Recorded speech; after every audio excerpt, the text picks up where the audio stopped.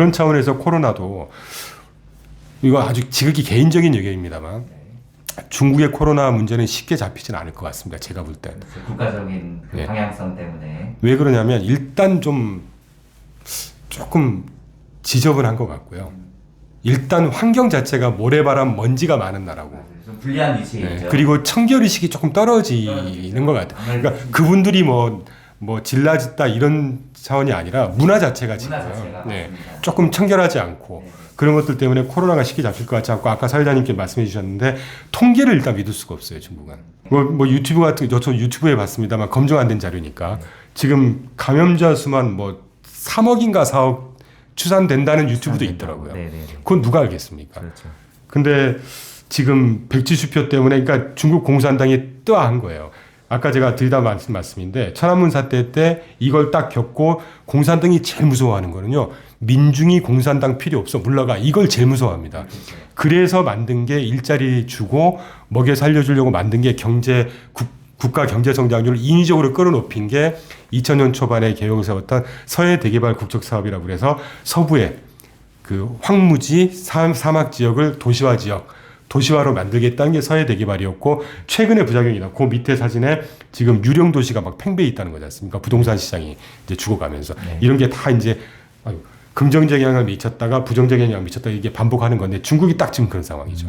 그리고 아까 말씀드렸었지만 30년 전에 국가를 지배했던 시스템 사진을 보시면 아시겠지만 6명, 7명이 앞에 단상에 서가지고 7명이 국가를 지배하는 좌지우지하는 나라인 거잖아요. 이게 민주국가에서는 상상할 수 없는 이런 중앙 통제적인 집권. 그러면 일반 국민들은 얼마나 뭐 얘기하다가 갑자기 생각이 난 건데 중국이 하이테크 분야에서 가장 앞선 기술이 뭔지 아세요?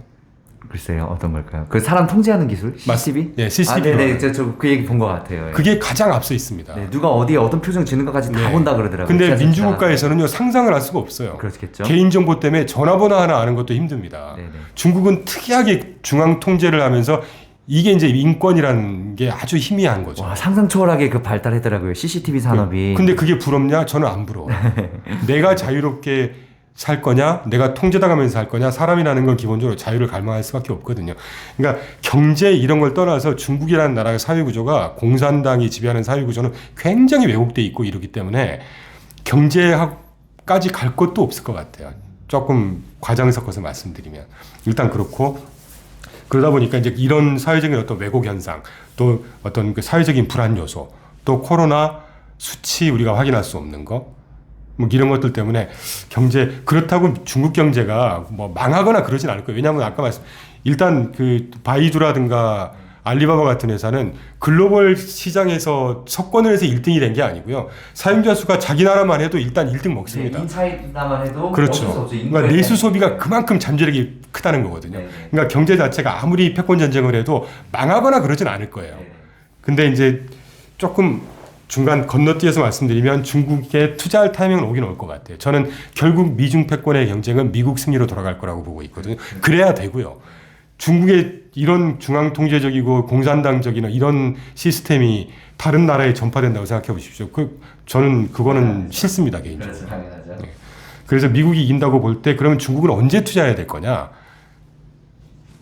서방 금융 자본의 그 자유로운 자본시장을 오픈할 때가 딱 중국에 투자하는 타임이라고 보고 있어요. 그렇죠. 그런 시스템을 완전히 이제 받아들이고 자기네 국가 자체에서 이제 개혁을 이제 시작할 때 경제적으로. 근데 이제 그걸 뒤집어 얘기하면 공산당 입장에서는 공산당은 끝난다는 얘기겠죠. 붕괴겠죠. 네. 그러니까 이제 그런 생각을 주로 하고 있습니다. 중국은. 저희는 중국에 당장 투자할 생각이 없기 때문에 일단 중국의 어떤 그런 빅픽처는 그렇게 보고 있습니다. 저희가 이 질문을 드린 이유가 아직 물론 지금 미국이 이제 이런 제조 왕국의 왕이 중국이잖아요. 그것도 생각보다 파급력이 어마어마하더라고요. 그렇죠. 최근에 미국에서 이제 뭐 TSMC도 이제 미국으로 간다고 그런 것처럼 계속 땡겨 가겠지만 그래도 중국 시장이 이제 제조의 왕국이니까 앞으로 어떻게 될까 이제 궁금해서 여쭤본 거거든요. 제가 그 말씀까지 못 드렸네요. 되게 중요한 말씀인데 이제 그 정도까지만 말씀하고 말았는데 또 중요한 것 중에 하나 우리가 판단을 해봐야 되는 게 미중 패권 전쟁이 심각화되면서 2017년 8년부터 그 아태 안보 전략 보고서라는 걸 발간하면서 이제 미중 냉전을 공식화했거든요.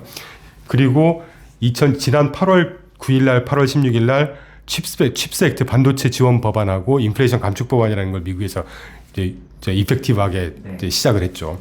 그 두 가지 법, 특히 반도체 법안의 골자가 잘 아시겠지만 중국을 견제하자는 겁니다.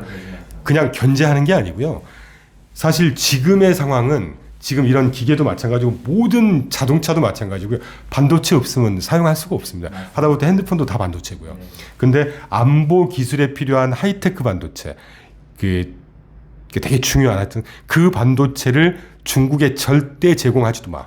완전 빼자는 얘기가. 완전 빼자는 거야. 완전 빼자는 얘기. 그 이후에 제가 시간이 없어서 안 갖고 왔는데 그 화웨이 매출이 지금 급감하고 있고 거의 들려오는 얘기에 의하면 뭐 망한다는 얘기까지 들릴 정도로 그리고 미국의 뭐 상원 의원인가가 누가 그 말씀을 하셨다고 하는데 칩섹트 발동하고 이후에 그분이 그러셨다고 하더라고요.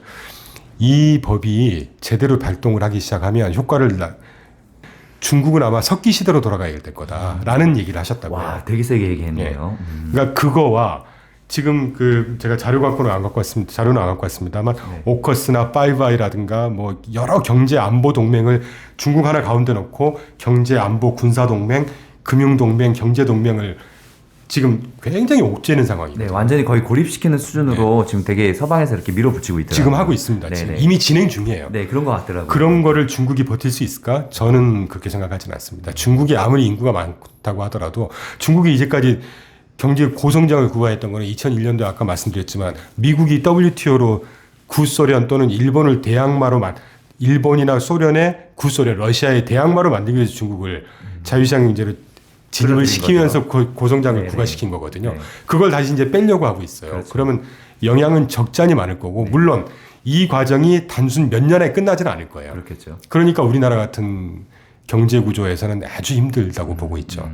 예, 그리고 제가 미국에 투자하는 이유도 그런 것들이고 예, 그런 면에서 보면 중국 경제가 절대 쉽지는 않을 겁니다. 뭐 그렇다고 망하지는 않겠지만 그렇겠죠. 예, 그 투자처로서는 좀 추천할 만하지는 않는 것 같아요.